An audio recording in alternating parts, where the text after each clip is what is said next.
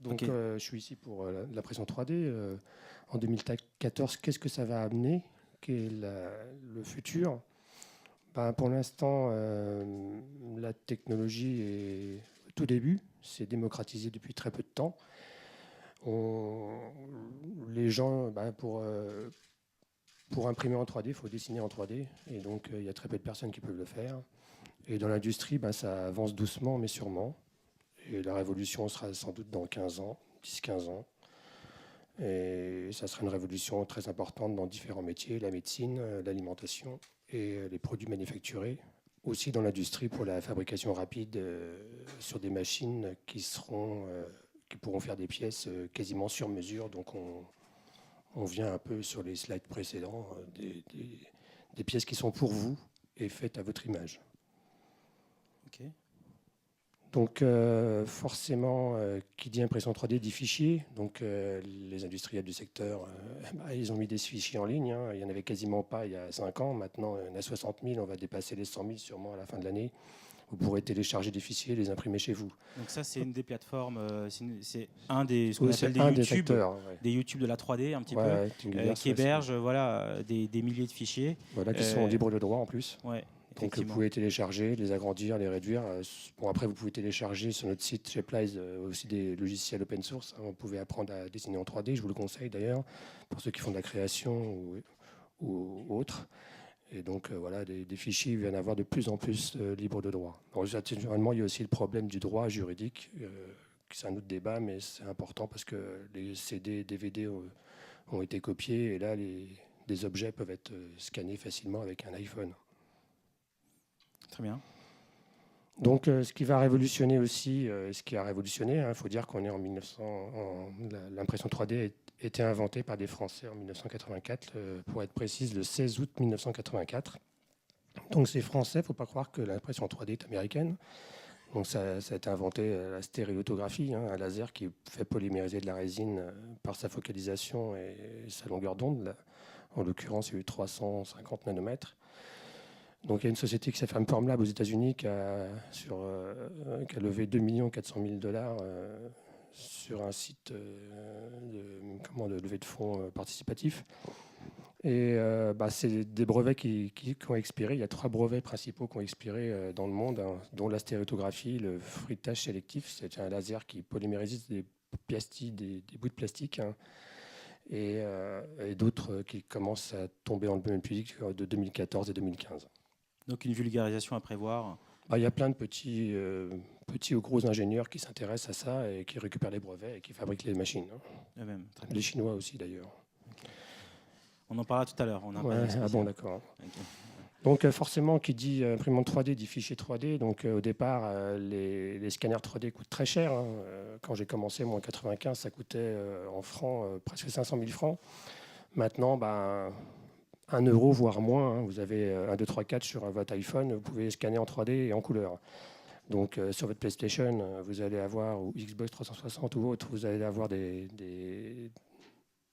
scanners 3D, hein, qui vous repèrent dans l'espace. Et avec ça, vous pouvez, tiens, le vase, il est pas mal, là, je vais le scanner et je vais l'imprimer pour moi. Donc ça, pour l'usage personnel, vous avez le droit, naturellement, vous n'avez pas le droit de le revendre, c'est des droits d'auteur. Très bien. Alors, il y a aussi les imprimeries 3D. Alors, je ne sais pas si c'est vraiment le terme, mais bon, c'est des boutiques qui s'ouvrent privées, hein, pour le coup, avec des machines de plus en plus sophistiquées. Hein. Généralement, c'est des machines industrielles. Vous pouvez venir et faire imprimer les dessins que vous avez faits ou même les faire. Vous avez une idée, et voilà. Et aussi des Fab Labs, hein, qui sont des ateliers participatifs. Renault, hein, on verra dans ses bureaux. Plusieurs grandes sociétés ouvrent des Fab Labs à l'intérieur de leur entreprise, hein, pour justement refaire de la création. Parce que c'est vrai que les images, la vidéo, les jeux vidéo, moi quand j'étais petit, je jouais avec des Lego. Mes enfants, c'est plutôt Xbox 360 et PlayStation. Donc là, la création va redonner un sens à l'innovation, parce que si vous mettez dans un atelier 5 ingénieurs qui viennent de 5 départements différents, qui vont s'amuser peut-être, mais peut-être qu'ils vont créer et déposer des brevets. Donc en France, il y en a à peu près 10 qui sont montés. Ça va doubler en 2014. Dans le monde, il y en a plusieurs centaines. Et ça, il y en a quasiment toutes les semaines qui s'ouvrent, voire tous les jours dans le monde. Donc ça, c'est très intéressant comme phénomène. Ce que vous fabriquez, ce que vous avez besoin.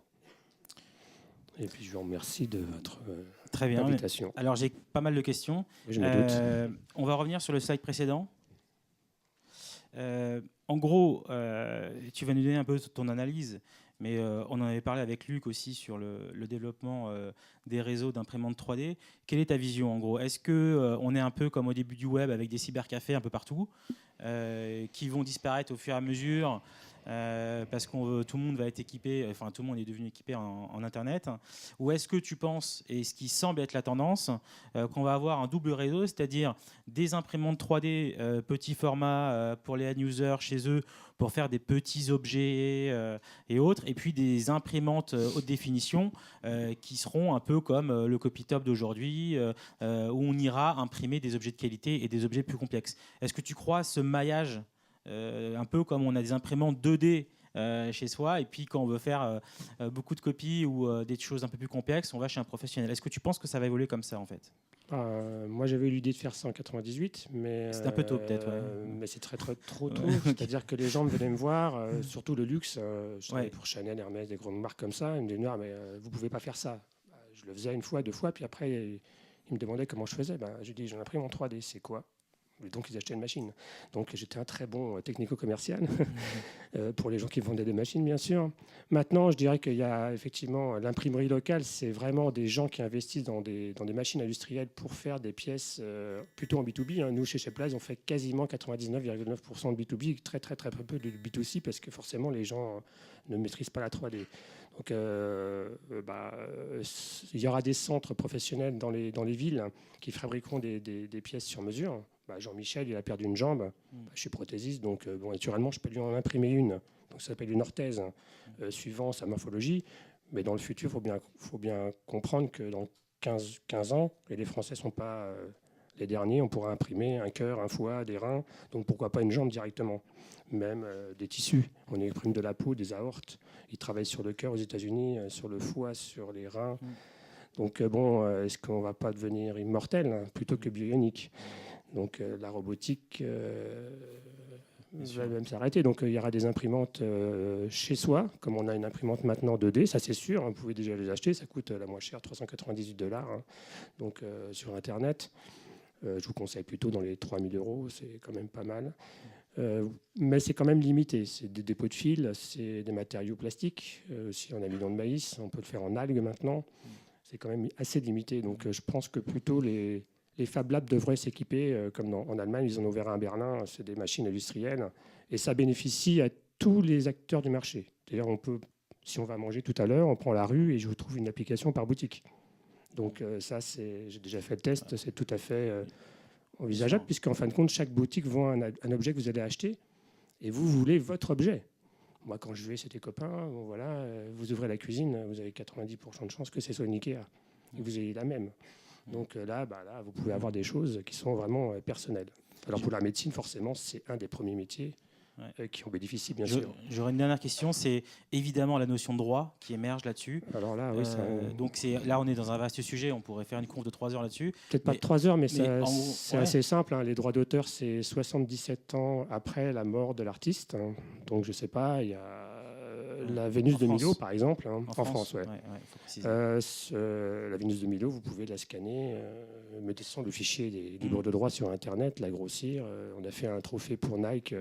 Ils m'ont rajouté sur la victoire de Samothrace une Nike et puis un ballon dans la main. Donc voilà. Donc après, vous pouvez détourner des œuvres. Donc ça va assez loin. Par contre, si tout le monde a une imprimante et tout le monde peut copier, un sac Chanel. Pour son usage personnel, vous avez le droit. Je pense que la juridiction est en train d'évoluer. Ils sont en train de mettre peut-être même des puces ou des RFID pour protéger, voir si c'est un vrai ou un faux.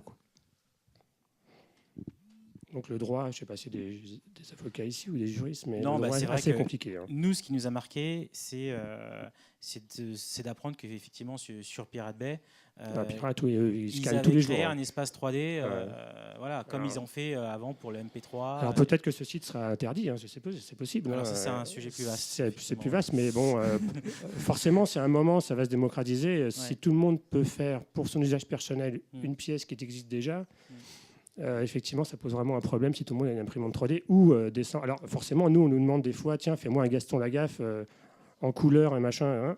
On refuse. Hein. Après, c'est une question.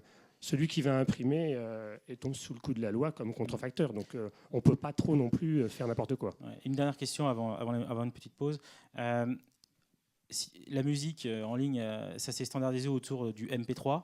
Ça serait intéressant de partager aussi avec l'audience. Les fichiers. Voilà. Alors, le fichier, c'est le sujet. Donc, l'invention, c'est la stéréotographie. Hein, donc, le fichier, c'est STL. Voilà. Il faut que vous reteniez ça. Ouais, c'est un fichier. STL. Donc, tous les logiciels 3D. C'est le MP3 de la 3D. Ouais. Et il y a donc le STL, c'est l'abréviation de stéréotographie. Et il y a un autre fichier qui est en liste qui s'appelle le OBJ, qui est en fin de compte 3 fichiers en un.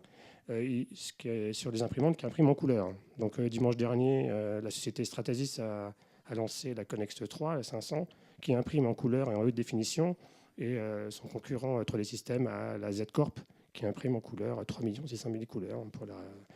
Donc je peux vous scanner et vous imprimer en statuette en couleur. Donc il y a 2 fichiers, OBJ et STL. Ceux que ça intéresse. Ceux que ça intéresse, bien évidemment. Immortaliser. Bon, il y a des Fab Labs qui se montent, justement des boutiques d'impression 3D. À Zurich, il y en a une qui s'est montée il y a quelques semaines. Vous rentrez, vous avez un scanner 3D, vous prenez la pause, il vous imprime. Pas tout de suite, hein, ça met... faut repasser le lendemain. Hein. Voilà, c'est comme des prothèses. Hein. Quand j'étais prothésiste, j'étais confronté à la 3D dans les années 80, parce que c'est aussi les 40 ans... de l'invention de la 3D dans le dentaire par le Dr François Duruy en 1974, qui a inventé un scanner pour prendre les empreintes numériques en bouche et directement piloter une machine-outil. Là, à l'origine, c'était de l'usinage. Et en une séance, il a fait une dent pour sa femme. Donc le prothésiste, quand vous êtes étudiant, vous regardez ça, je dis c'est mort, le métier, il n'y a plus de prothésiste. Donc c'est à peu près le cas. Il y a des dentistes à Paris qui sont équipés. Vous arrivez, 45 minutes après, ils vous placent la couronne, tout en céramique, sans métal. Aux normes, royales. Super. Écoute Bertrand, de rien. Merci beaucoup d'être venu, d'avoir partagé cette tendance sur la 3D. Je suis pas On très fait loin. Une petite pause d'1 quart d'heure, petit café, histoire de... Voilà. Et on se retrouve dans 1 quart d'heure. À tout de suite.